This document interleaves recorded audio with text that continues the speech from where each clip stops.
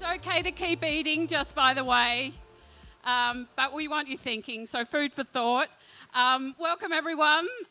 Thanks for this incredible turnout on a hot February night in Canberra. I'm Alex Sloan, happy Canberran and hot Canberran in any sense of the word, let's face it. First, of course, we are on Aboriginal land, country that has never been ceded. A pretty good mob has looked after this place for thousands of years, and now for a formal welcome to country, Ngunnawal Elder, proud grandfather and just grand man all round. Please welcome Uncle Warren Daly.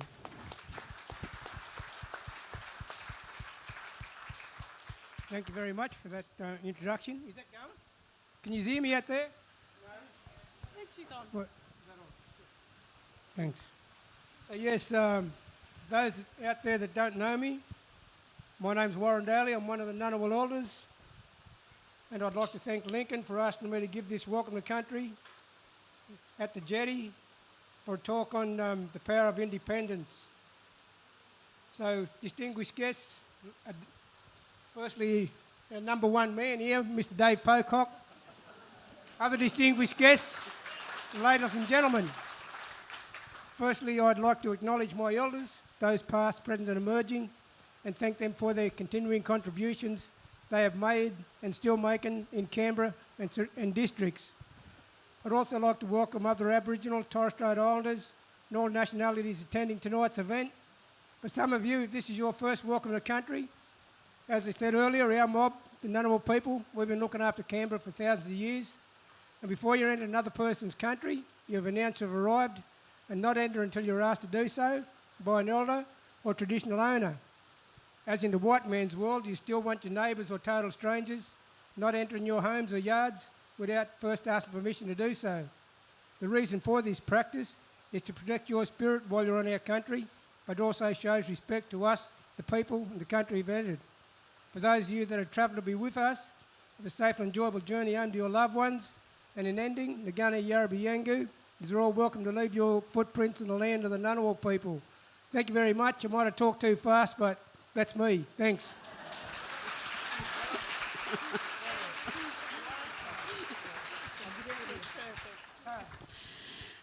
Thanks so much to Uncle Warren for that welcome to country. I think these welcomes are a uniquely special and generous part of Australian life. Long may they continue. And I'm really grateful to be living on this Ngunnawal land. It thrills me every day that I get to live amongst the oldest continuous civilisation on earth.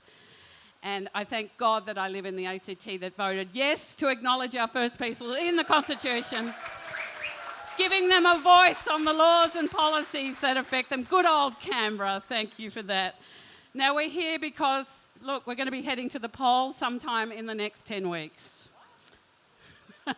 Get ready.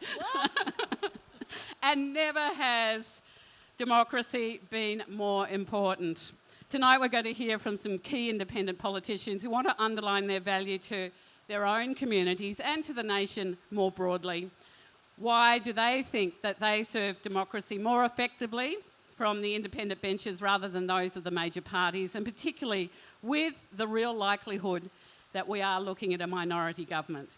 I also want to acknowledge tonight there's some other independents in the room, and I think we've got Jessie Price in Bean. Where are you, Jessie? Wave out to us. There she is. Claire Miles from Canberra, standing in Canberra, independent in Canberra. Where are you, Claire? Fantastic. Give us a wave. And we've got Jenny Rolfe from the Riverina. Jenny, where are you? Welcome. So let me introduce our speakers.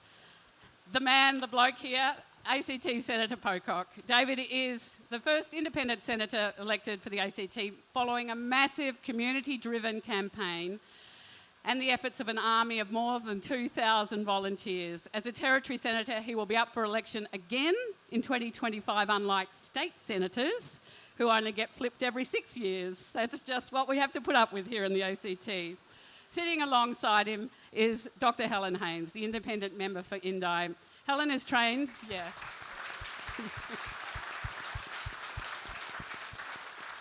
Helen is trained as a nurse and a midwife and was elected in 2019 and again in 2022 as NDIS second independent member following Cathy McGowan's community-backed victory in 2013.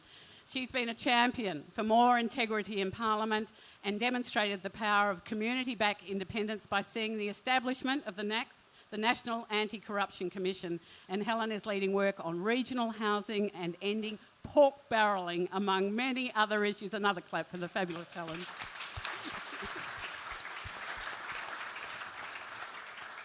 And Dr. Monique Ryan, independent member for Kooyong, before wresting Kooyong off former Treasurer Josh Frydenberg.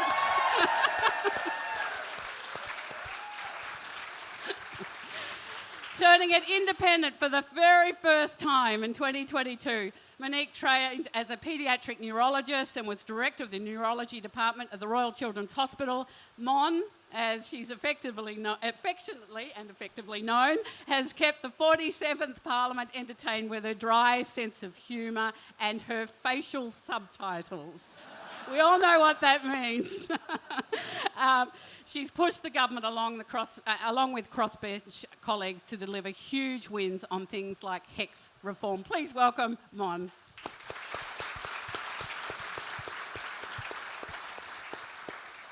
Now, tonight's event has been organised by Team Pocock.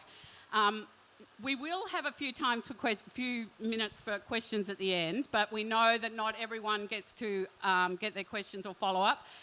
You can see the Team Pocock. Stand up, Team Pocock. Just make your way to one of these team members and they'll make sure that your question is answered. Up you come, you marvellous Team Pocock. Stand up. There they all are. I'd also like to acknowledge that Dave's mum, Jane, is here tonight. And to complete the family acknowledgement, Emma and Starker Pocock are also here. So, Dave, if I can start with you. Major parties have been talking a lot about minority government in a very scary way, warning that it will cause chaos and uncertainty. So, do you think we are looking at minority government and it will all hell rain down on our heads if that happens? Maybe a bit biased as an independent, but I certainly hope we are, for a few reasons. Every day is minority government in the Senate. Neither of the major parties have had the Senate since John Howard, and it turned out to be a bit of a disaster for him, being able to just ram things through both houses. What I've seen in the Senate is when there's genuine negotiation, you get better outcomes.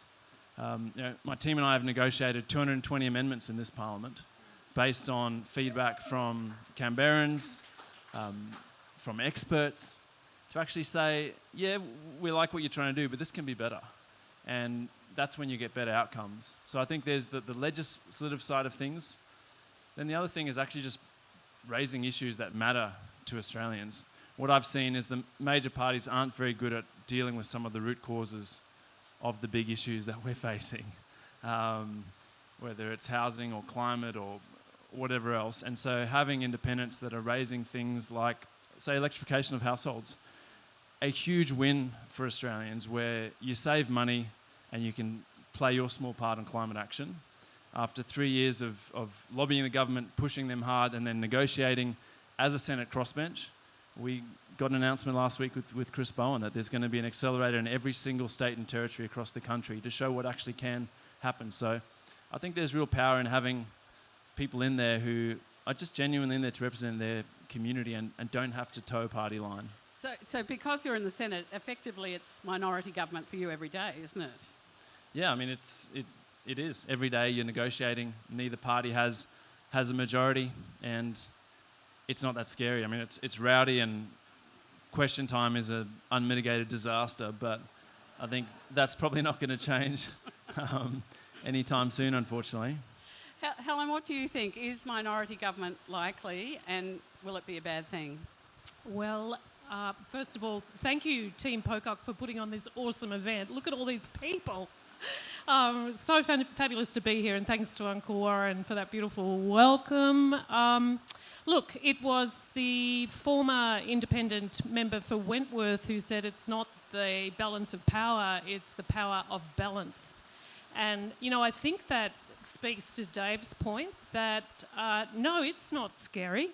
Not at all. I think we've seen history's shown us that during the Gillard years, and while they were tumultuous years in lots of ways, it wasn't as a result of the crossbench, actually. What the crossbench does so well, and as David has illustrated, is come to a debate not from a purely oppositional standpoint for opposition's sake. It's about coming to a debate saying, do better, government, and here's a way that I can assist you to do better. And that's not an ego trip. That is about bringing the voices of civil society, bringing the voices of the people that you represent, putting forward solid evidence-based policy that can improve a piece of legislation, or indeed, as many of us do, introducing private members' bills to the House which set out for a government the legislation, so actually doing the work for them. And I think that's where a so-called minority government is an opportunity for Australia to move the dial on what have been really sticky, difficult issues to move, because it's not politically expedient for any major party to take them on. So, I've had people from both sides of the aisle say to me that it's quietly pretty good what you're doing on a particular issue. We'd love to do that, or we'd love to say that, but we just can't. So, no, I don't think it's scary. Do I think it's probable? Well, I'm not a bookie, but there's a bit of movement on the books. Let's see. Mon, what do you think? Is it probable, and is it something that we should be afraid of, or do we welcome it? Yeah, so thank you all, and thank you, David. Thank you, Team Pocock. Thank you, our Uncle Warren. Thank you for coming. Thank you for being part of a movement, which I think is one of the most exciting things to happen in Australian politics, certainly in my lifetime. I'm not a pollster either, I don't know. I hope for a minority government after the next federal election, because I know what we will achieve. I know that all my colleagues in the House aspire to what Dave's achieved in this term in the Senate, which is to be a moderating force and a force for good. To some extent, a force which has given social licence to a government which has lacked the courage to do the things that we thought that it would do and that we expected and hoped that it would do, whether we're talking about action on housing affordability, the cost of living crisis, things like HECS, things like social justice, action on refugees and asylum seekers, more fair support payments for the most vulnerable members of our society. We've again and again seen a government that's let us down. And if there is a minority government in the House after the next federal election, I think we can promise you that those are the sorts of things which would at least get a discussion, a fair discussion and fair consideration, which they have not received in this term of government. So I'm very, very hopeful that there will be a minority government next time round, and I'm hoping to be a member of the crossbench in that parliament, because I think that people like Helen have demonstrated already the effectiveness of good, conscientious, hard-working crossbenchers who are representing their community as best they can, and I think that the rest of us would really like an opportunity to have a bit more of an influence in the next term of government. Can you give us, and any of you just pick up what those negotiations are like? Helen, you say you actually, got people going, oh, good on you, from behind the scenes in the major parties. You're doing the work. Yeah, sure. So, look, some negotiations, and I mean, we're talking to the master negotiator here, but in the House, because we don't have the numbers to, I guess, push the government to continue to have conversations with us and necessarily make big changes, we are often successful, though, in having incremental changes. So I found with the previous government too, I had really good access to ministers. So I had plenty of opportunity to go and talk to the ministers in the Morrison government, but interestingly, there was almost no movement on amending legislation, whereas this government have been very open to sitting down and getting some incremental amendments. And big, difficult policy like the Murray-Darling Basin Plan, which was politically so difficult for me as a rural and regional member of Parliament. I put forward a suite of amendments and I got a significant number through, which will improve the policy for the people I represent. Similarly, I think that this government has a complete blind spot when it comes to rural and regional Australia. So I've been successful in amending legislation that places, for example, someone with rural and regional expertise on the Oversight Council for the Housing Australia Future Fund. Similarly, on the Jobs and Skills Commission. You know, injecting a rural voice in places where it otherwise would not have been injected. And I think, for me, dogged advocacy around the challenges of trying to build the houses we all know we so desperately need in rural and regional Australia, and identifying that one of the major handbrakes is that there's been no investment on critical enabling infrastructure in rural and regional Australia since the 50s.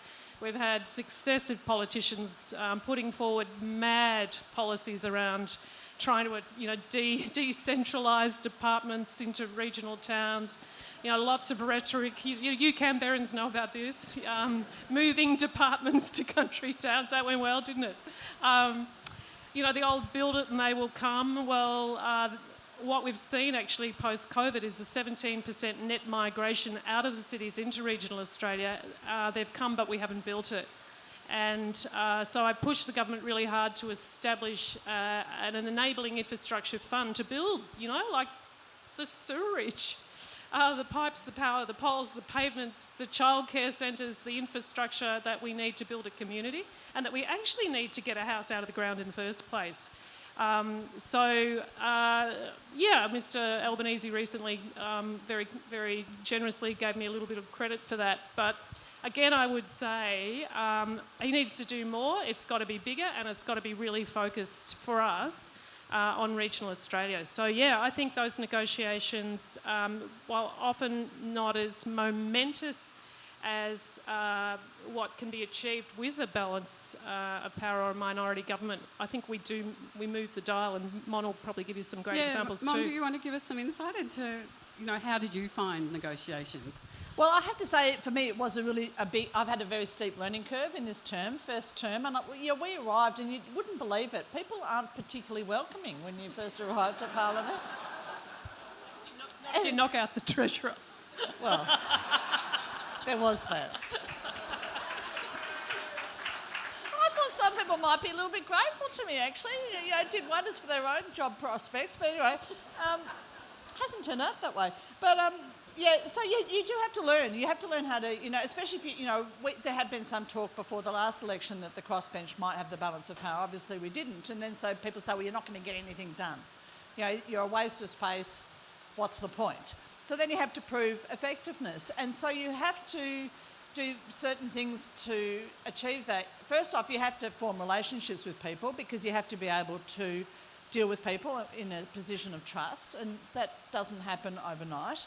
You have to read the rule book and know the rule book better than your opposition do, and we've pulled a couple of really good Swifties on the opposition in this term, where they're going, what did she do then? And Helen and I did a beauty last year. It was so good. We're happy to have the details. Oh, okay. Well, it was just like, basically we worked out that you can actually ask someone a question about their private member's bill. And so every question, usually in question time, is the opposition asks a question, and then the government asks a Dorothy Dixer of themselves, and then they ask a question, then they ask a question. We get the 5th question and the 17th and the 23rd. It's all a bit boring. But we actually read the rule book and realised that, in fact, if I've got a private member's bill in front of the House, I could be asked a question about it. So Helen very kindly asked me a question about it. And you could just see people going, and it's been in the books for ages, but no one had done that for a while. So it was fun just to disrupt the paradigm. There's other things we've suggested that we could do at other times as well. But I've also had things that I couldn't get up in the House, and the government has at times said, we'll deal with that when it gets to the Senate, which is hugely frustrating for people in the House and the crossbench if you've got amendments that you want to get up and things. So I have learned to work with the Senate colleagues as well. David's been fantastic. Jackie's been great at times. I've worked with the Greens. I've worked with Bob Catter. I've basically, yes, memorable. You learn you have to work with people to get stuff done, and you have to find positions of interest. You have to have trust. You have to work hard at it, but you can get stuff done. And every time you demonstrate effect, you know, it's reassuring for your own community that you've managed to do that. And you have to use every lever at your disposal, whether that's a petition or the media or getting people to write to their own members or all those sorts of things which you don't know when you're doing them if they're going to have any effect. Cumulatively, you realise that they do. And that's one of the nice things about what all of us have done is we've demonstrated the power of communities like this to affect change. And that was something that I didn't know that I believed in 2021, and I was really frustrated with Australian democracy, but I think we have demonstrated in each of the communities that's voted in an independent our ability to change things. The doctors have patted you on the back for your negotiation skills, Dave. What are you most proud of? In this first run, what are you most proud of in terms of negotiating with the government? I mean, there's all the various things where you negotiate an amendment that you think generally makes something better, or you get an agreement on, more money for the Upper Murrumbidgee or whatever it might be. The thing that I'm most proud of is that my election campaign was about trying to do politics differently, genuinely engaging, as Helen said, on the issues, grappling with them, engaging in good faith, and really consulting Canberrans, experts. There's plenty of experts in Canberra. And then coming to a position where I can hand on heart go, this is not going to please everyone, but I genuinely think this reflects what Canberrans want. And that was one of the things I loved about the election campaign was talking to so many people, and you very quickly realise that our media landscape to a large degree, but I think we see the extreme of it on social media, is the extreme 5% slinging mud at each other. There's 80% of Aussies in the middle saying, you politicians, get on with it. Find a way. And the way I think about it, you've got to find a way to compromise where you're not compromising your values, but you're actually saying, let's get an outcome here. And I think that's probably the thing I'm proudest of, is really grappling with that. It's hard. At times you make mistakes, you've got to own them. But really trying to work out what does a better type of politics look like. It can get a bit sticky. I mean, IR was a hard one for you, wasn't it? In terms of you're not going to please everyone, but you come from a small business kind of background. Was that kind of a cauldron to learn in, that one? That was pretty hard. It was a baptism of fire and a steep learning curve. And I guess the thing my team and I talked about a lot is, I think with big reform, when you land in a space where both sides are unhappy about things but can live with it, you've probably struck the right balance. And I think we kind of landed there.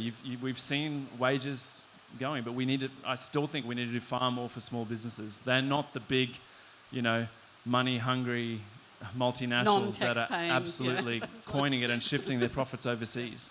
These are... Poor old gas industry, yeah. Yeah. Just in terms of, I suppose, when I asked that question, hung parliament's a scary thing, minority government's a scary thing. And Helen, you did your doctorate in Europe and Sweden. Where around the world are they really working well? It's so funny you ask me that because, the Nordic countries feel like a second home to me. And how many people watched Borgen? Yeah, I knew that. So that's been very instructive for me, actually. I learned a few tricks from Borgen just watching that show. But look, seriously, no, we have examples of this all over the world. It's not. I mean, we have examples of this in South Australia, where independent members of the South Australian Parliament are ministers in the government. So Australia has this kind of, I think, rather insular view of what good government looks like. But when you ask, 2,000 volunteers for David Pocock, or 1,000 volunteers for Helen Haines, or how many thousand volunteers for Mon Ryan, 100,000. Yeah, well, that's right. You ask them, have we had good governance? And they say no. And I think, I have this little matrix that every time I'm examining legislation, and this is the thing, right? When you're an independent, every single piece of legislation you need to examine and make a decision on, every single one. I go through, what's the problem that we're trying to solve here? Is it a legitimate problem? Is this piece of legislation the solution that we need? Who says so? You know, what does the evidence say? What do the people of NDIS think about this? What does it mean for the nation? What does it mean for rural and regional Australia? Is it ethical? Is it good governance? And that's, if I can tick yes to all of those things, then it's going to get my vote. If I can't tick yes to all those things, I would be seeking to say, is it unsalvageable? Or can I do something as a member of the Australian Parliament to recognise this problem, to say here's a solution on the table, but that solution can be improved? So other nations do this. Yeah. You know, other nations do this, and we could do it too. Mon and David, what do you think? Why do you think? Is it the media runs with that story, or is it just the major parties? Well, be afraid, be very afraid. I don't know. I mean, the thing I find a bit sad is that we have this political duopoly, and so it's probably no surprise that we have, you know, duopolies as far as the eye can see. Supermarkets, airlines, our banks are very concentrated, insurers, and it's not good for us. It's really not good when you don't have competition and a contest of ideas. And, you know, the thing that I've said to a bunch of independents I've spoken to who are thinking about running or have put their hand up to run is that a good community-backed independent campaign, I don't think there's failure. Like, even if you don't get elected, you are forcing the major party person in that area or that sort of branch or whatever you call them to actually think, are we representing the people? If we're seeing so many people say, well, actually, maybe there's an alternative. And so I really see independence as a way, a sort of self-correcting mechanism in our democracy, where clearly I think we look at governance, you look at the big sort of poly-crises that we face. Parliament hasn't been good at looking at the future and saying, what are the big issues, how do we solve them before they are a genuine crisis? Mon, what do you think the terror is? It your 100,000 volunteers? Or yeah, I think it's a combination of things. I mean, most people haven't read our constitution, and that became apparent when people were talking in the way people talked about the voice referendum. But, you know, there's no mention of political parties in the Constitution. And in fact, when, you know, Australia, at the time of Federation, we didn't have any formed parties as such. Most people haven't quite thought through the fact that democracy evolves over time and that there should be different ways of doing things and getting a different response. The parties obviously like to push this line that will be confusion and chaos, and then you say, yes, but during the Gillard government, more pieces of legislation were passed than during any other Parliament of Australia, and people go, oh, that's true. Yes, that's true. Because people do know it. So I think it's just, and also the media, let's not forget the media is pushing it pretty hard, you know, chaos, destruction, you know, it'll all come crashing down. You know, it's a combination of things. But I do think as well that Australians are fairly, you know, laconic, and, you know, a few weeks into a balanced parliament, if there is a hung parliament next time round, I think people go, oh, seems all right. It's all right, yeah. No worries. Yeah, good. So my devil's advocate question is here, won't you just, all of you as independents, push your balance of power to pork barrel? I'm looking at you, Helen Haines, for your own electorates. Let me go to you, because you have a particular interest in pork barrelling and not in a Gladys Berejiklian way. Thanks for clarifying that, Alex. Yeah, I have a real interest in stamping out pork barrelling, actually, because it is a really rotten use of taxpayers' dollars. I believe the opposition are going to, I think they have already actually created a shadow ministry and some kind of government efficiency, or what are they calling it? The Dodge, the Elon Musk one. Well, you know, if they want to save money, the first thing they could do is outlaw pork barrelling, because what we see is ill-thought-through projects that, you know, get a big elect me and I'll build that bridge that has no master plan or feasibility study or any costings. We see this happening everywhere. It's happening right now. We know that millions and millions of dollars are wasted every every electoral year across this nation and have been so for decades and decades, when in fact what we need is fair, transparent grant programs that give everybody a chance to actually put forward a project that is well thought through, that does have planning and feasibility and proper costings, and that we actually have a strategy. And this relates mostly to infrastructure. We're all aware of the sports rorts, the car park rorts. There's just so many memes you could pull out about this. And I think, I've had so many conversations across the aisle. No member of a major party agrees with me on this. And so many of them say to me, yeah, Helen, but, we need to be able to make promises that we can keep when we're in government. Or, we need to be able to cut a ribbon so people know that we're doing something. This is about honest government. We make a promise and we deliver it. But, the other thing we know when Australians have been surveyed on this is that everyday Australians hate pork barrelling.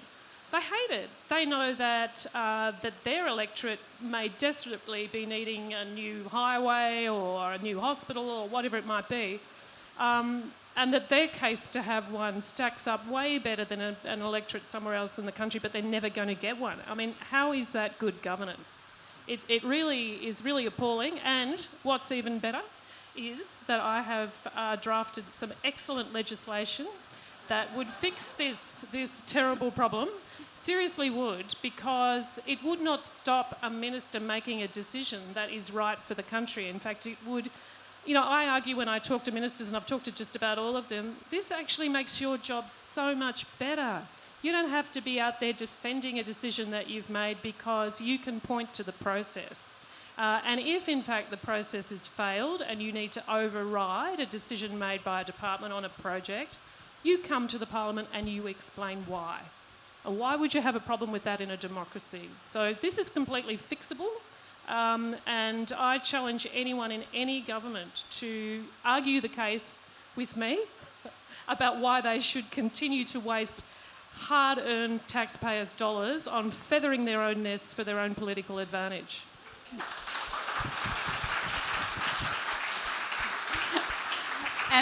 And Mon, this is where you come in and tell me about the planned sports stadium and train station car parks for Kooyong. Yeah, car parks for train stations which no longer exist. I think that's one of the reasons that people say, why are there so many middle-aged women on the crossbench? I was like, because we hate spending money.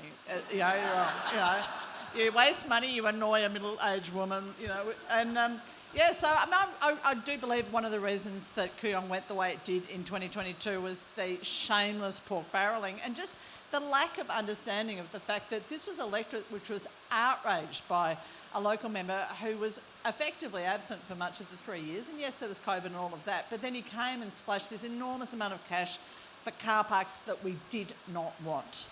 And this is at a time when many communities around the country are doing it tough. We had fires and we had floods and we had communities that really, really were struggling. And yet our local member, when he felt himself to be under pressure politically, was able to access literally millions and millions of dollars for car parks. And that just really sat poorly with my community. And it was one of the things that I just thought, enough. You can't do this. And as Helen said, there are endless examples with the last government. But I have to say that with this government as well, the incoming government, we had this issue not long after the 47th Parliament started with the community batteries, where basically there was this allocation of batteries for the communities. And, we all thought that that was a great idea, but when they were allocated, they pretty much went almost exclusively to Labor seats. And when we pointed out that some of those seats the allocation wasn't on the basis of need, in any transparent way, it was pointed out to us that these were election promises. And I think, Helen, you were part of that, at least one of the conversations. I had conversations with people. I said, now you do realise that is pork barrelling. You're using government money to essentially buy votes in areas where you want those votes, and it's not based on any transparent assessment of need or independent evaluation. And they said, yes, but they were election promises. And it did not compute. It was extraordinary. I found that amazing. I could just add to that. There have been a couple of programs which the Labor Party retrofitted. They created a grant program after the election for the invitation only election promises. And I have referred them to the Auditor General as a result of that. So watch this space. Dave, I get you're pushing for a new stadium for the ACT. I mean, you'll push hard for, as an independent for the ACT. That's your job as a senator. Why is that not pork barrelling? Well, I think if you look on a needs basis, we've got the capital city that has, I think, the oldest or second oldest convention centre in the country. We're the national capital. We can't host big conferences. We've got the ANU taking events to Sydney. Like, that makes no sense. If it was actually based on need, I think we would see funding here. We have our national cultural institutions with leaky roofs. If money is being given on a needs basis, these sorts of things will actually be catered for. So, Senator for the ACT, I'm going into bat for the ACT. One of the things that it was a really strange move from the government. There's some legislation that actually, I guess, says what you can and can't give grants to. Labor, and I think it was, Labor, basically broadened that and have given themselves even more discretion to give grants. I actually moved Helen's bill as an amendment to that, and both major parties voted against that. I moved, this was sort of this bizarre moment in the Senate where I think I moved Senator Gallagher's private senator's bill in the last parliament, where she said no senator should be able to vote against this, to their legislation, and they voted against it. So you kind of realise that transparency and end pork barrelling are things that you hear major parties scream from opposition, but then when you're in there, you want to be able to make those promises and just deliver and not have to think about, well, actually, does this community really need this, or is it better a couple hundred k's down the road? So I guess the question that I had to get to, and I bet you wish you had $1 for every time it's asked of you. So if it is a hung parliament, let me tweak the question a bit. How will you decide who to support? What are the things that you're going to take into consideration? Over to you two. Mon. Oh, that's an interesting question. I've never been asked it before.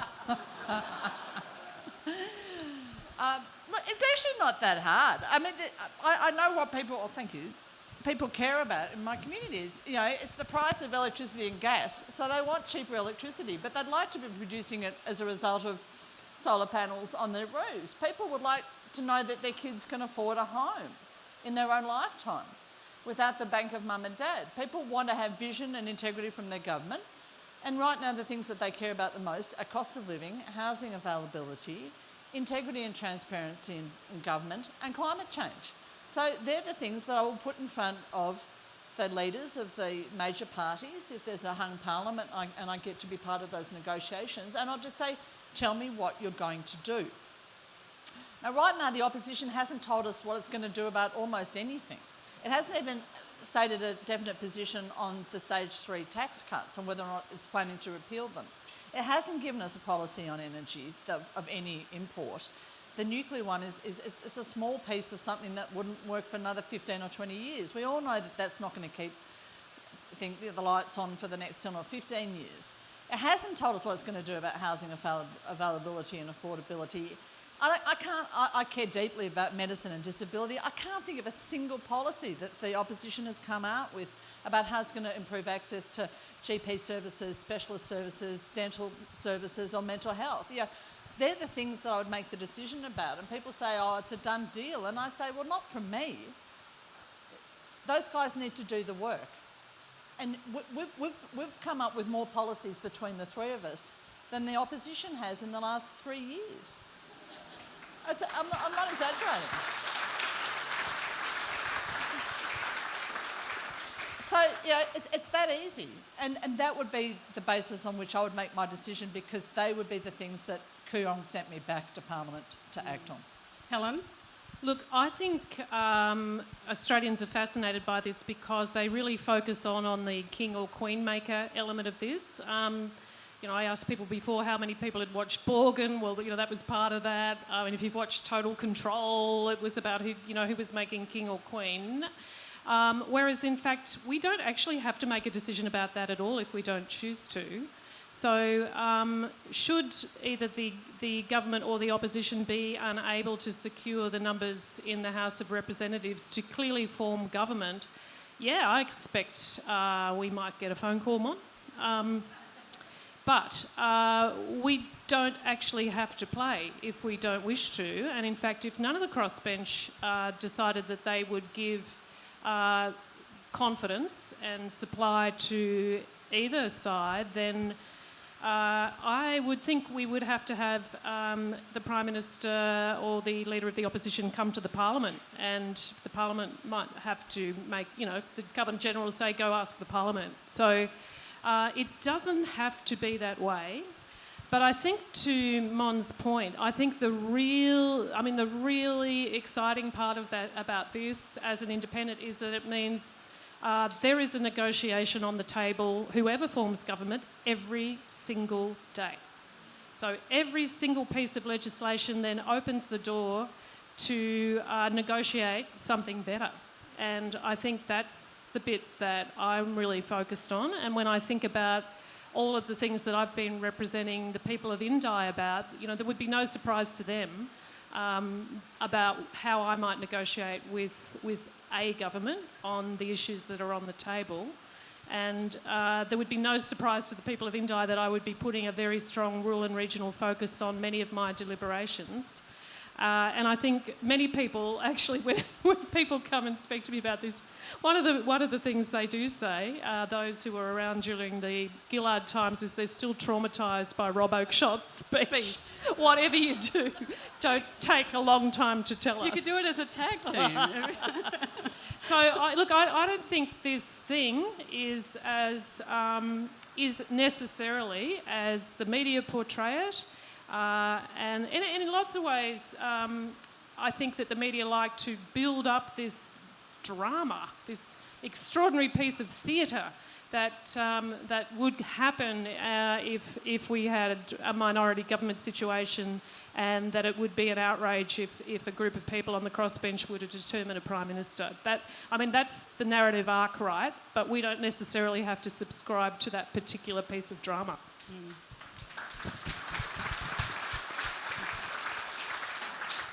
Dave, at the last election, you actually were dubbed the Kingmaker, which I know you didn't. It wasn't particularly a title that you love, but in reality, you have negotiated a hell of a lot of bills, haven't you?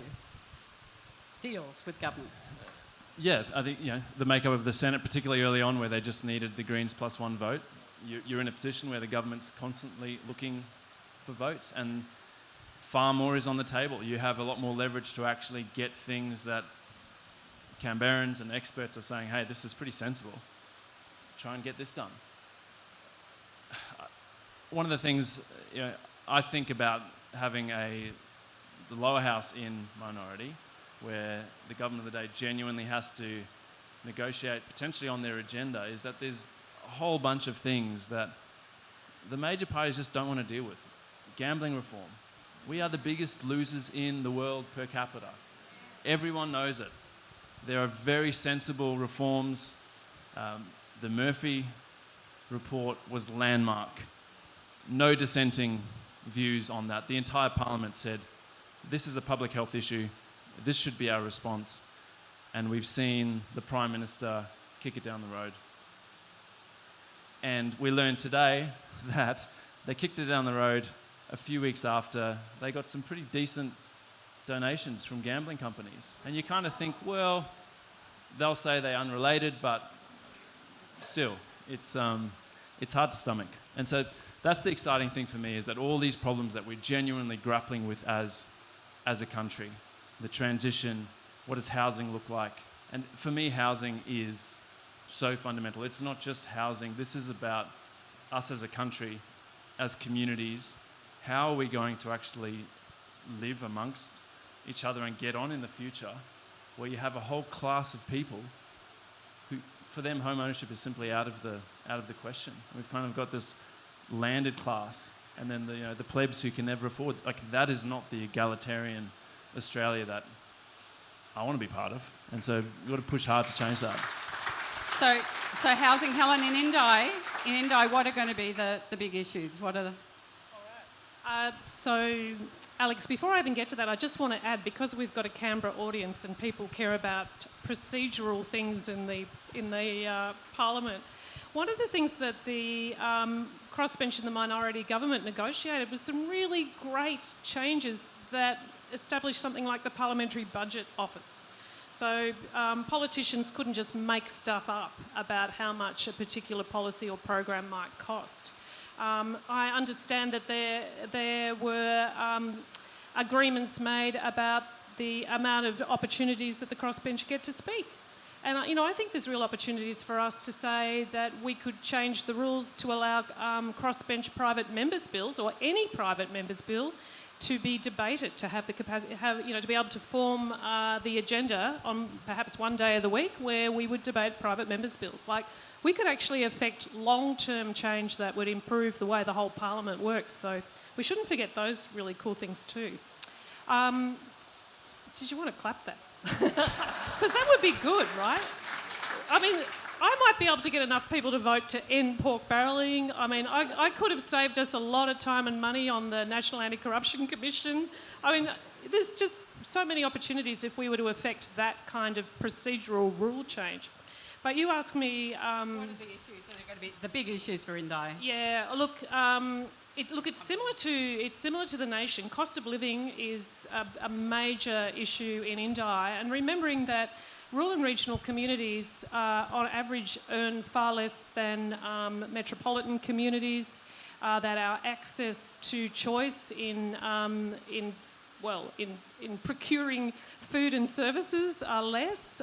The supermarket duopoly, of course, David's already touched on, but prices are often higher in country areas. And again, I spoke before about the net migration into regional areas, so that the cost of housing has gone up in some of our towns by 500%. So housing massively unaffordable in some of our towns. So cost of living, and with that, housing and housing supply, they're absolutely interrelated.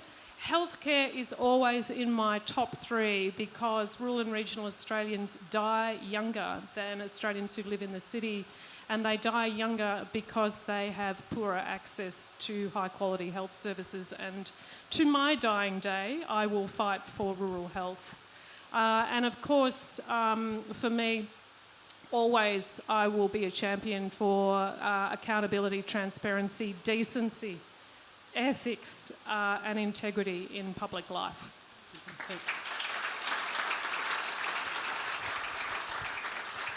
Mon, what will you be dealing with in Kooyong? What are going to be the big issues? Well, same, yeah. So cost of living, housing affordability and availability, social justice, which takes in that intergenerational inequity piece, and that has to include meaningful, realistic, sensitive tax reform, which is something that neither of the major parties will come to if we don't push them to do it. And we will give them the social licence to do it, we will push them to do it, they'll do it kicking and screaming and blame us for it every step of the way, and it will be a really good thing for the country and for younger people in particular. Just while I've got you, the issue of Gaza and anti-Semitism will be a tough one in Kooyong. I mean, Josh Frydenberg is there, front and centre, putting pressure on the issue, criticising the Albanese government's handling of anti-Semitic attacks. How are you going to handle that? Do you see it as being a big issue for you during this election?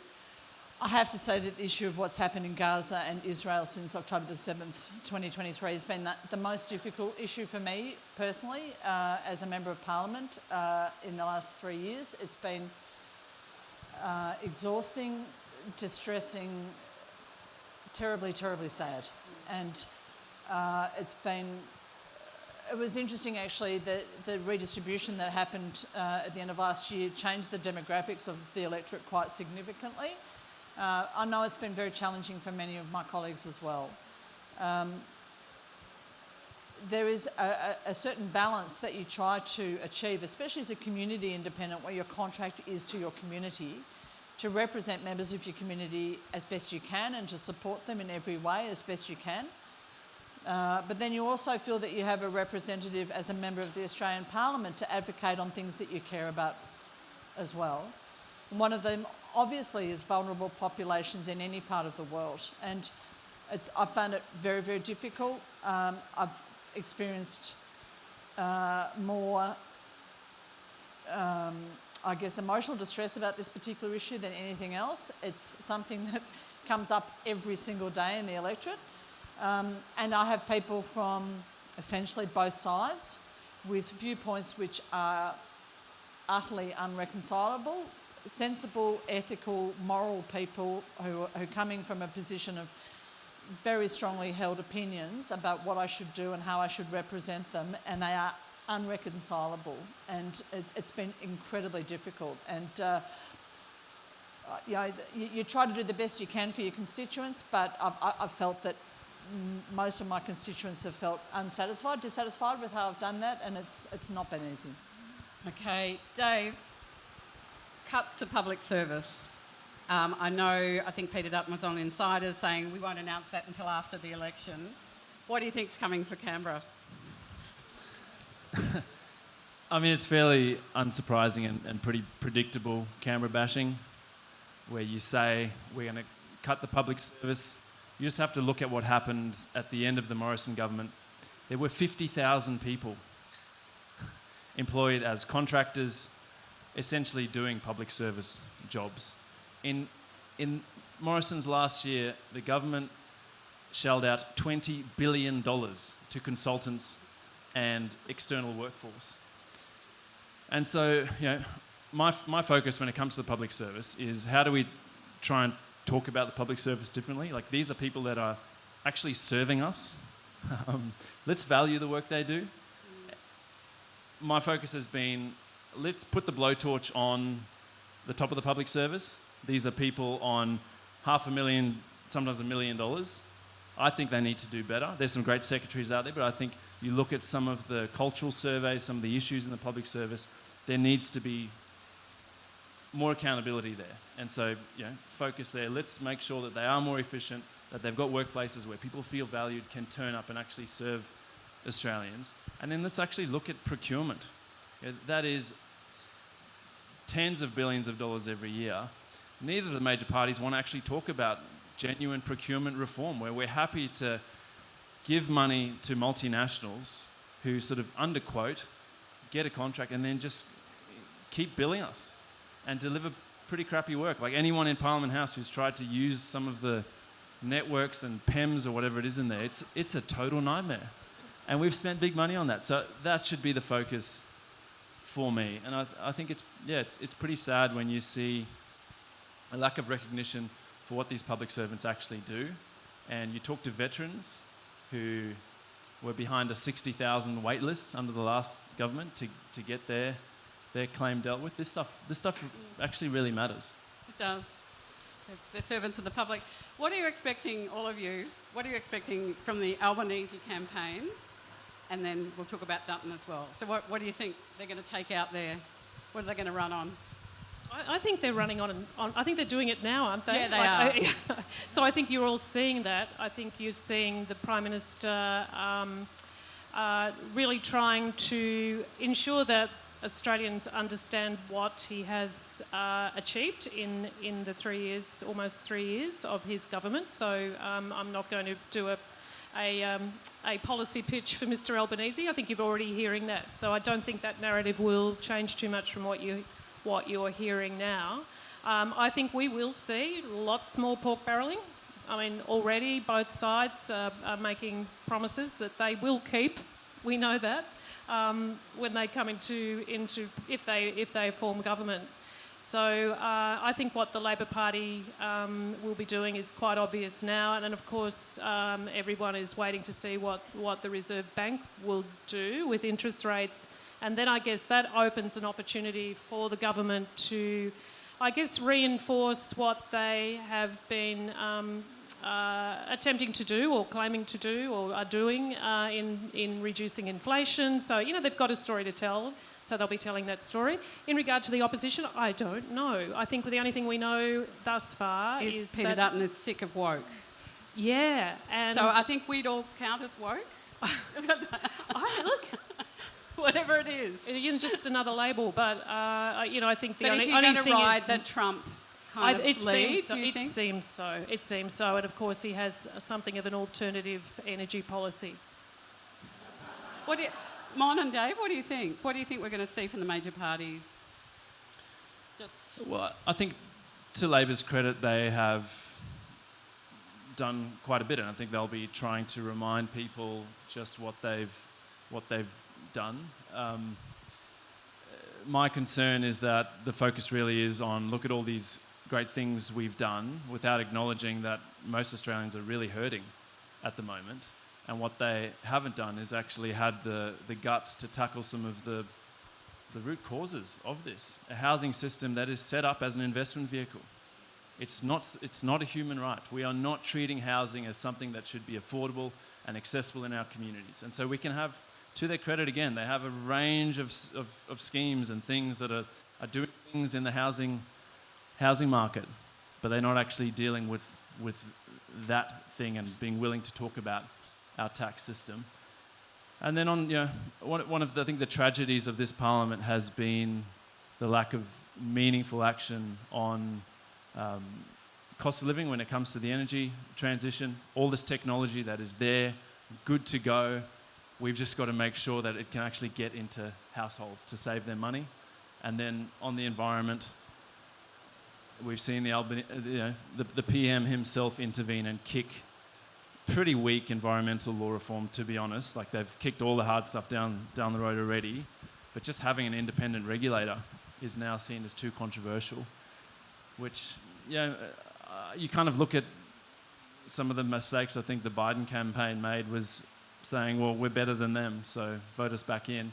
I think people are saying, well, what about my future? What about my kids? What are you going to actually do for them? So my hope is that independents can offer that alternative that is a bit bolder, that is going to deal with some of the root causes, but we'll see what people think. And look, the role of having worked on the Voice campaign, the role of journalists, I mean, Donald Trump didn't submit himself to a journalistic interview. Everything went on social media. So misinformation and disinformation, fakes, how do you think, is that going to come in? We're going to see that hardcore in this election? And how is it going to be dealt with?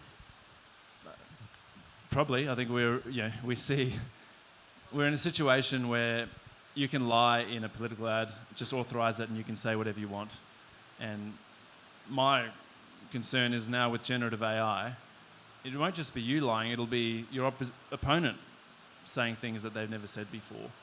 And yet the government doesn't want to act on it. So I don't really understand why we're not acting faster to protect our democracy, but I think it's going to really blur the lines of what is acceptable.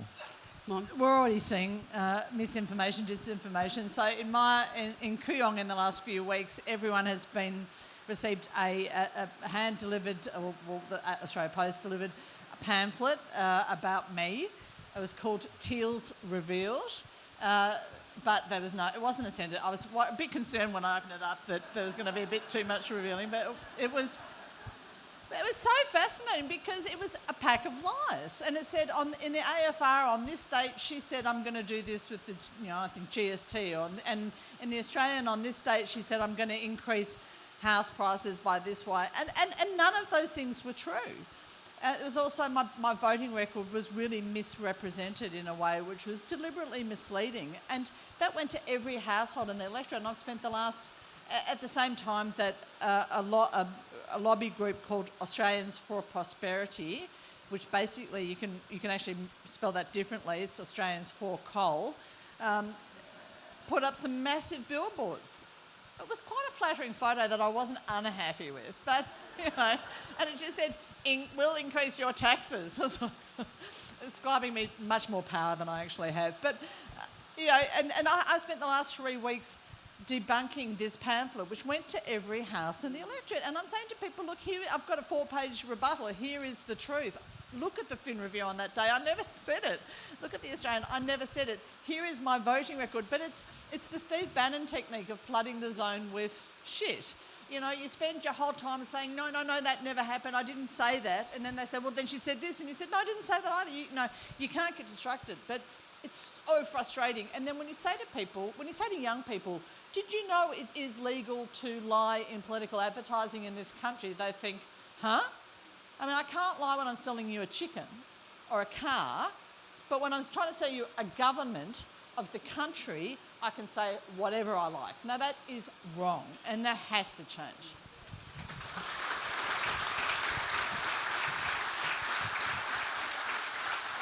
We'll get ready to go to questions soon, but I'd love Helen to... Yeah, well, this stuff has been happening for a while, but it's been turbocharged, of course, with generative AI. I had this extraordinary experience when I was first running for NDI in 2019, where similarly,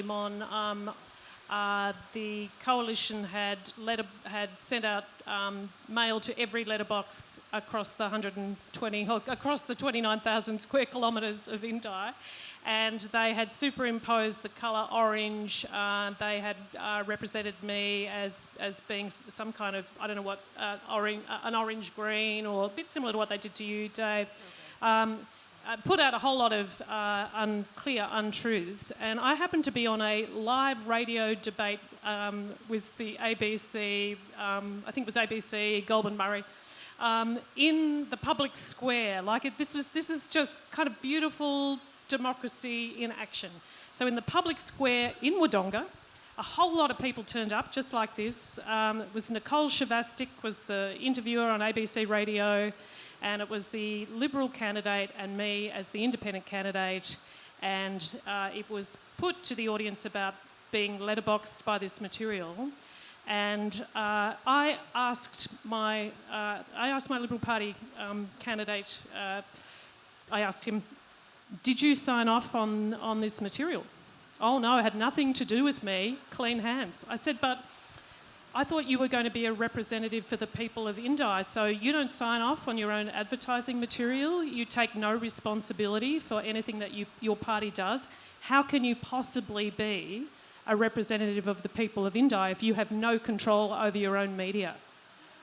And it was a really powerful moment. I could see people going, oh, so that's exactly right. Like, he's really beholden to the party bosses, and he takes no responsibility for information that comes out in his name as the representative of a political party and that's been sent to my letterbox. And it was a really powerful moment to, I guess, separate what is it to be elected as a representative of a constituency, of an electorate, as opposed to being elected as a member of a political party.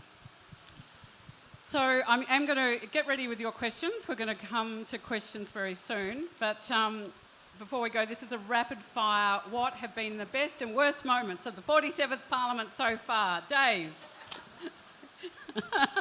Best and worst. Can you come back to me? Mon. I'm trying to think of a good one. The worst was the asylum seeker legislation, or the indefinite detention legislation, when they just rammed it through and we didn't even get a chance to speak to it.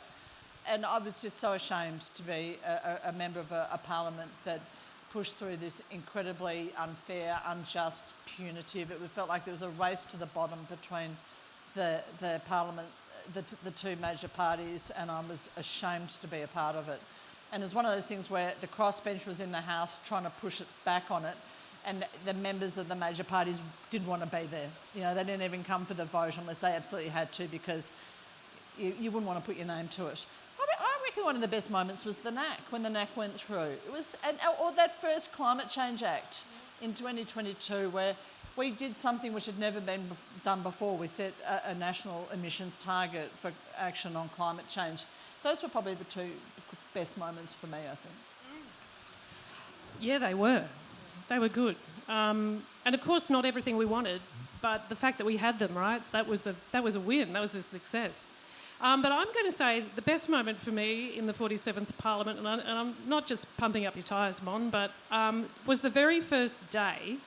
And when we all get to sign on, as you know, we sign our pledge to all of you in the Parliament, and I was sitting back in my spot on the crossbench, and I saw all of these new crossbench women all come out together either side of the dispatch boxes, and I looked down at them and I thought, wow, community independence.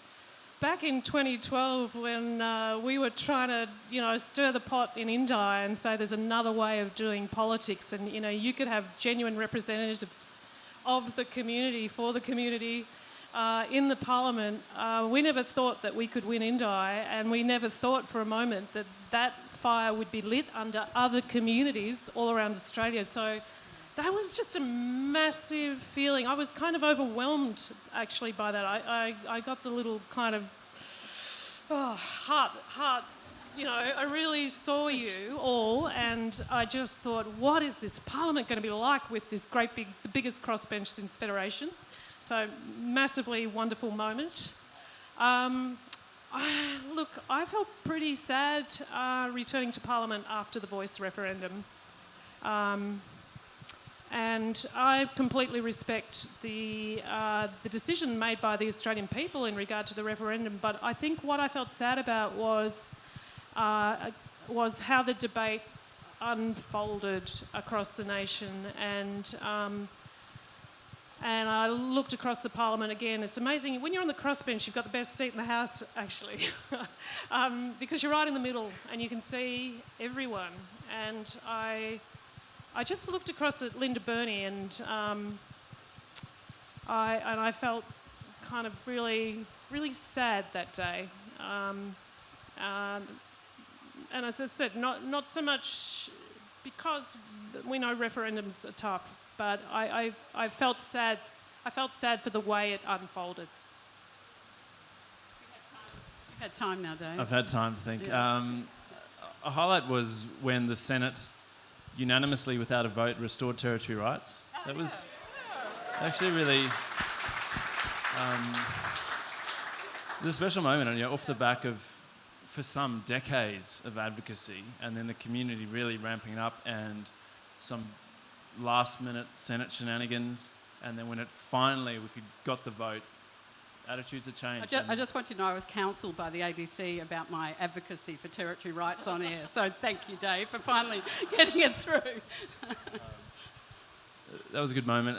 I mean, some of the lowlights have actually been what my team has had to cop. Like, I remember there was a senator gave a speech after I'd voted against a motion, essentially saying that I was standing or hiding pedophiles, and like my team just had to deal with the most awful calls for days.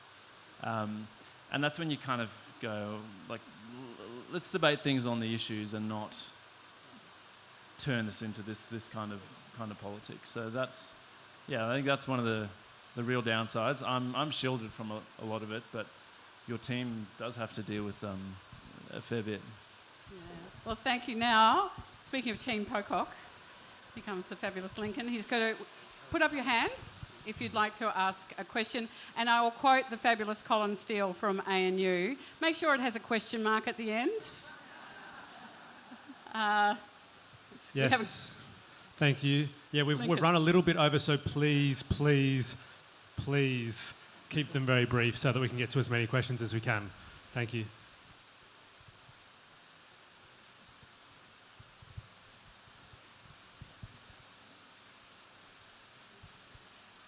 And me, right? I'm on air. Wow. Thank you for your time.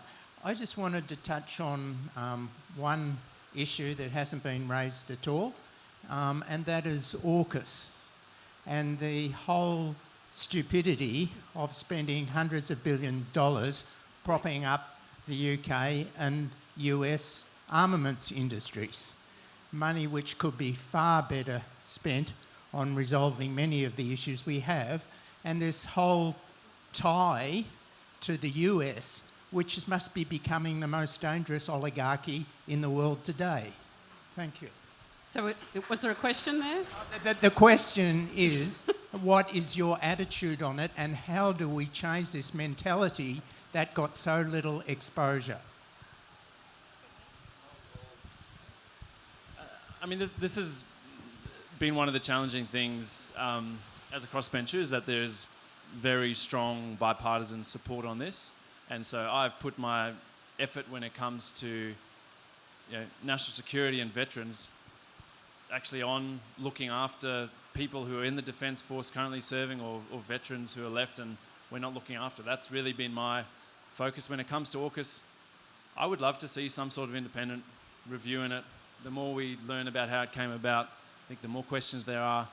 And with a US government that's willing to put a 25% tariff on its nearest neighbour, you've got to kind of think Australia, other end of the world, where do we actually rank on the list of friends? So, yeah, I certainly hear a lot from Canberrans about it. I have asked questions privately and at estimates on various parts of it. But again, there's just such strong bipartisan support that I think that's kind of the best independents can do, is raise these alternative views and questions about, is this the best strategic path for our country? It's probably not a great answer, but that's kind of how me and my team have been thinking about it. But we also need to probably restructure things, because it's fascinating it's never been brought up in the House. It's amazing that there's never been a vote about AUKUS in Parliament. We haven't been given an opportunity to speak to it at any point in time, which does speak, I think, to some of the difficulty with financial allocations, that a government and the subsequent government can commit to a $368 billion program without that being subjected to either independent review or scrutiny by Parliament. I find that quite remarkable. Hello, my name is Ebony. I have one question for you. As a young person who can't vote yet, what can I do to help my country and community better?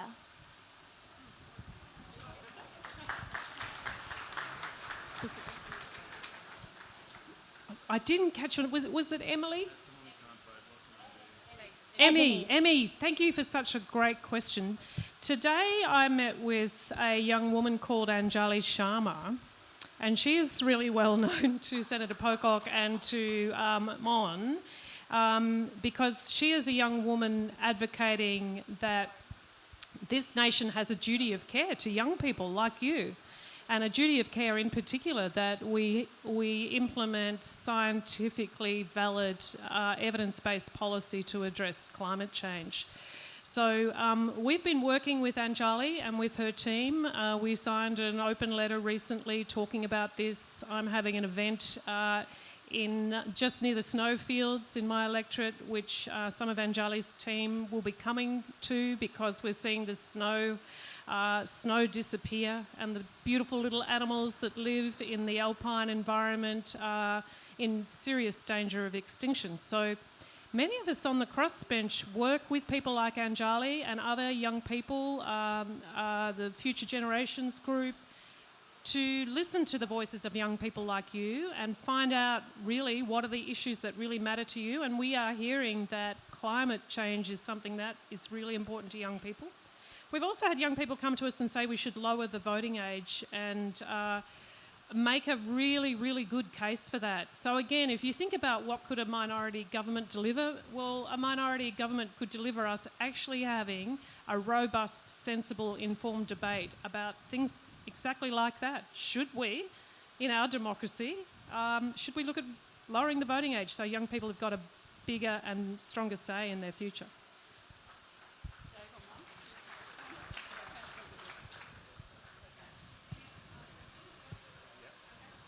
Hi. Hi there. This is a question for all panellists, really. I guess I'm here as an independent, curious voter. I've tended to vote along fairly progressive and I guess traditionally left-leaning lines, but I'm pretty disillusioned with the major parties and some of the alternatives, as many people are here probably.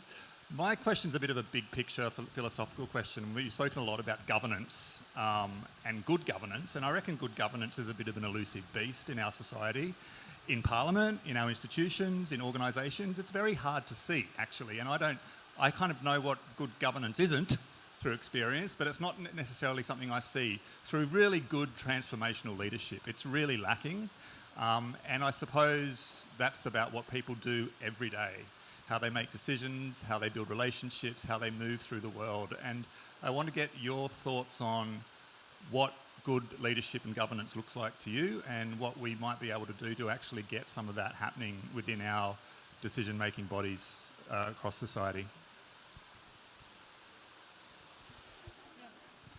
Thank you. Well, I'd say locally, all politics is local. I think your representative owes you their feedback and their honesty about what decisions they've made and how they've acted. So I think I can probably speak for all of us that most of the independents hold regular town halls where we talk to our constituents. And for me, part of the contract is I go out on the street as often as I can. I go to train stations and shopping centres 2 or 3 times a week at least when I'm in the electorate, and I give people a chance to tell me what they care about, what they think about. And then my job is to feed back to them, even if I can't give them what they want, to think about what they've asked for or told me and to give them feedback about that. In terms of institutions, I think, we're talking about things like the Parliamentary Budget Office, we're talking about the Australian National Audit Office, the NAC, all of these independent ways of looking at what we do. So much of what we do in Parliament never gets scrutinised. So many reports sit there and moulder and never get responded to. We have to put in place means of making sure that that happens not on an ad hoc basis, but that's a routine part of what we do, that we circle back decisions that we've made, we look how cost effective and efficient they were, and feed back to the Australian people about how we've spent their money and operated on their behalf. Thank you for that interesting question. I speak to a guy called Simon Longstaff, who might be known to some of you people here, and Simon headed up the St James Ethics Centre, and I think it's now called just the Ethics Centre. But Simon has proposed that we establish a bigger and more instructive organisation that can assist elected representatives to be better at governance and to make ethical decisions and to actually learn how to do it. And I think a lot of people don't know how to do it. So I think Simon's got some really good ideas about this.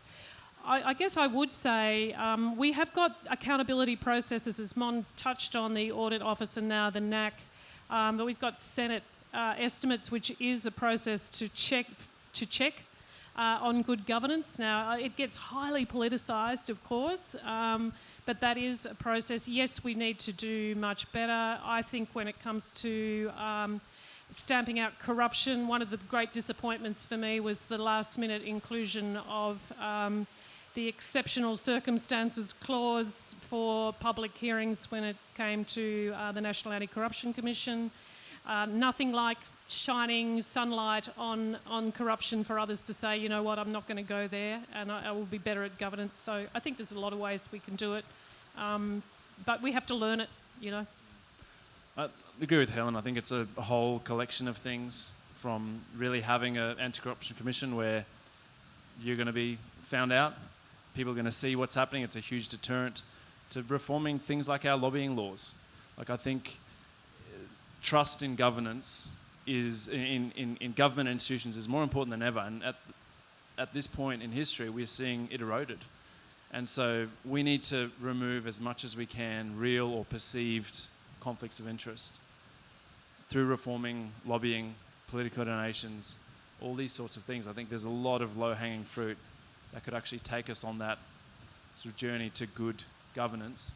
One of the other things I see, and particularly at Senate estimates, and it's really frustrating in that you've got public servants who clearly the incentive is just to look after their minister, not to actually tell you what is in the public's interest to know. And I think we talked about the public service area earlier, it's that frank and fearless advice that I think a lot of public servants wish we were heading in that direction, but everyone knows that actually the incentives are not set up like that. And so I think that would actually make a big difference. Hi there. Out there. Yep, out there. Outside on the edge. Over here, keep going further, all the way over there. There you go. Hi there. The talk actually leads into my question quite a bit. The NDIS is, the NDIS is an absolute shambles, and there is a lot of corruption going on in that. In Canberra, we only have one local area coordinator to suffice the whole of Canberra. What will you guys do to improve the NDIS?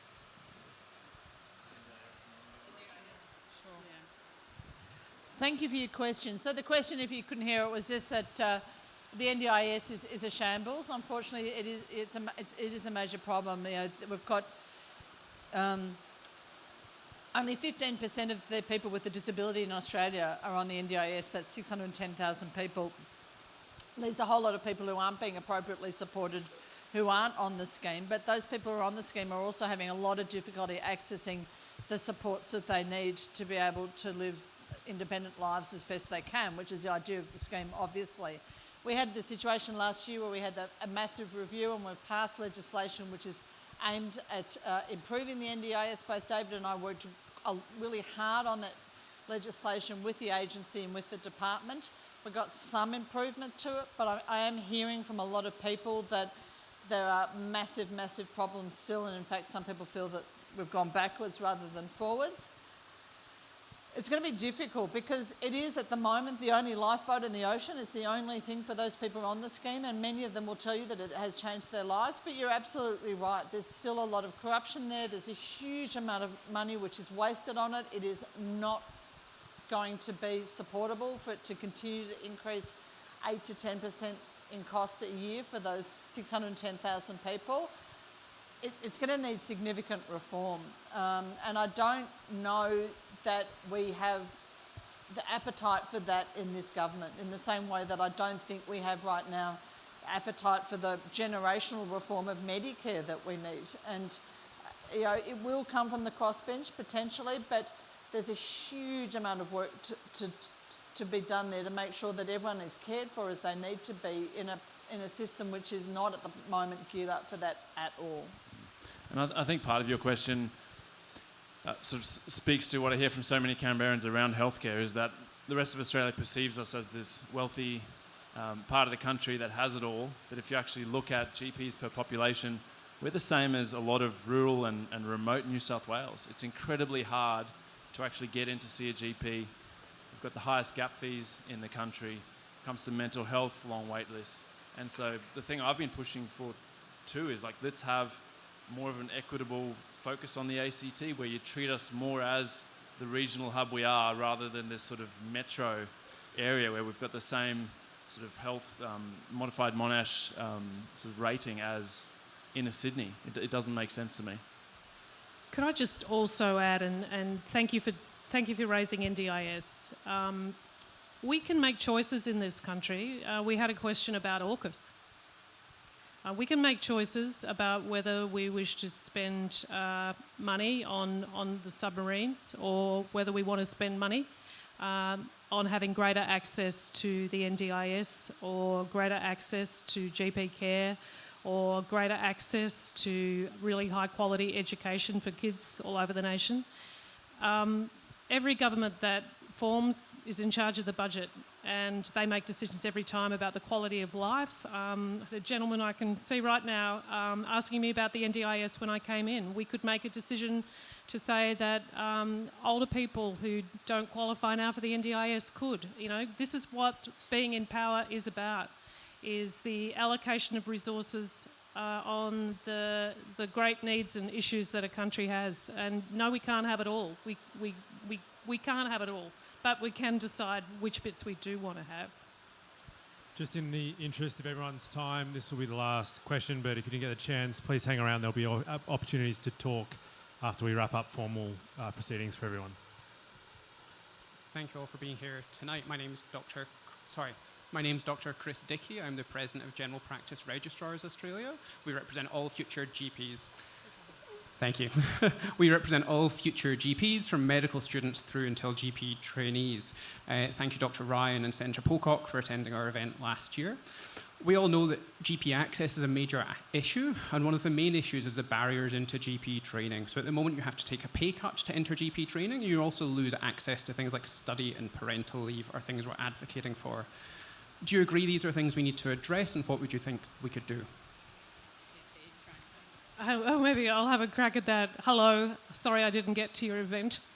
But I spent more than 30 years in rural healthcare before coming to this place, and I worked very closely with loads and loads of rural GPs, and got a few GPs in the family. You're absolutely right. We need to find ways to better support medical students to decide to take on a career in general practice, because it is an extraordinary career. Certainly, some of the approaches we could and should be taking would be to ensure that our GP workforce has access to things like parent leave, superannuation shared across the various sites where they practice. We know that single employer models make it difficult, often particularly for women GPs who are moving around in their GP training. So I think we can be looking at different models of employment that could assist you, and that's certainly what I'm hearing from the rural doctors. I think we need to get real about what income GPs are on, and we need to improve the payment of Medicare item numbers, particularly for longer consultations for GPs, so that bulk billing a person doesn't come at a loss-making operation for a GP practice. When I talk to my constituents, they tell me how much they value their GPs, but how difficult it is to get in to see one. And I think Australians want to see GPs supported. They want to see more of them. I understand that in Victoria now, for the very first time, the graph is changing. We're now seeing more medical students for the very first time starting to go up, choosing general practice. I think the rural generalist program has been really useful, particularly in our patch outside of the cities. And I think the other thing that's really fantastic, and again, the one piece of really solid evidence we've got around general practice from a rural perspective is the rural medical schools, and the way that we can encourage young people from a rural background to take a decision to go into medicine and then to train locally. And we know that more of those students choose general practice than students who train differently. So I think there's lots of approaches. You would know way more than me, but that's what I'm thinking. They're the kind of things that I'd be pushing for. But let's hand it over to Dr. Ryan. That's all right. I mean, you got most of them, Helen. I mean, I think we just need to make an attractive specialty for people to go into and regard it as a specialty just as much as any other medical specialty is. So if you're a 30-year-old medical graduate and you see that your friends who are working in hospitals are getting paid parental leave and superannuation and help to train and to undertake their exams and do the like, and then they've got a reasonably good working conditions after they finish their specialty training, of course that's going to be a direction that you're going to think about as well. And that hasn't been the case for GPs in the past. But we also need to look at the whole model of care. I mean, right now we pay GPs to see people when they're sick. What we should be doing is paying them to keep people well. And so the whole model of medical care in this country needs to change. We need to think about the fact that we have an ageing population whose healthcare needs have really changed very significantly in the last generation. Again, it's not something that the major parties are thinking about or talking about, but I think it's something that the members of the crossbench have engaged with specialist groups about and will continue to do so in the next parliament. Let me just quickly, thanks for the question, and thanks for your and many GPs' engagement on this. There's solutions out there. All we need is political will to actually start to implement them. Just here at the ANU, they're wanting to add 50 places to their medical program. I've written to the government. So far, they don't want to fund that. So there's solutions out there. What we actually need is the political will to say this is about primary care, about early intervention, and investment here is going to save a lot of money, keeping people out of hospital, keeping people away from ambulances because they actually have the things they need to stay well. Thank you so much. Look, thank you everyone. An amazing turnout. Thank Dr. Helen Haines, Dr. Monique Ryan and Senator David Pocock.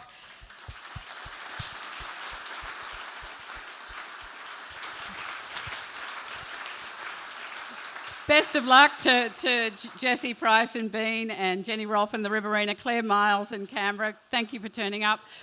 Good luck in voting in the next 10 weeks. We're the 6th oldest democracy in the world. We have compulsory voting, thank God. Go very well, and thanks so much. Go well, everyone. Thanks for coming.